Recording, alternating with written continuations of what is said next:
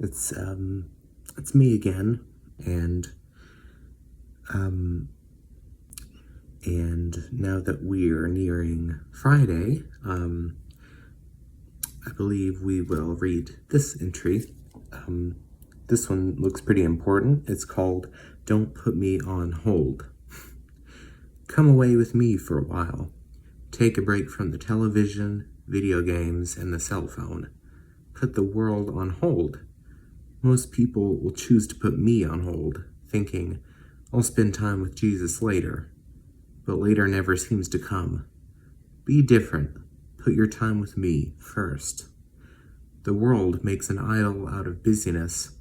The busier you are, the better you must be, is a lie that comes from the world. You can even get too busy with good things.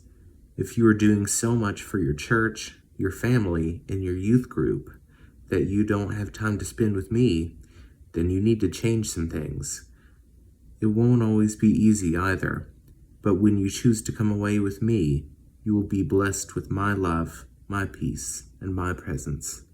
And there's simply nothing better or more important than that.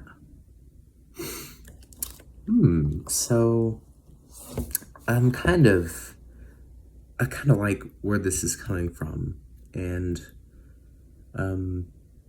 we've actually talked about, we've had a very similar message to this actually. I can't remember which one specifically, but it reminded me a lot of this because it kind of said the same thing.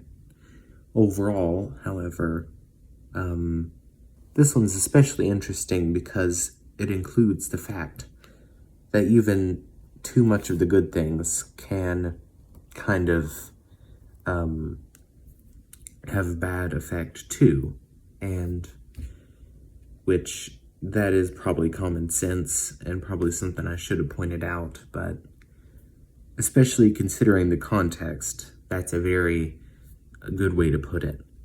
Because, some people can make themselves think they've gotten into a really strong faith, just because they've done a lot or, a bunch of stuff like that, or they've shared a bunch of stuff, whatever it may be. But in reality, they may be missing the entire point of these practices. They have the structure of the house, but not the foundation, you could say. And that's because, maybe they haven't fully face the truth of what it means to be Christian or live the Christian lifestyle, whatever it may be. And, they may be aware of that, or they may be trying to, run away from it if it means something they don't like, or something along those lines. But what's important is that, if you want to grow a truly deeper connection with God, that you have to face it sometime. And that he will even help you to face it with dignity and grace. And that's what's important. And I'm very glad this book pointed that out, because that was a good thing I forgot to mention. And yeah, I'd say that's about today's message, mainly about that point. But the rest of it's very good too, about spending time with God. I'll just, we already discussed that, so, we already discussed the practices. So, thank you, and see you one last time for tomorrow.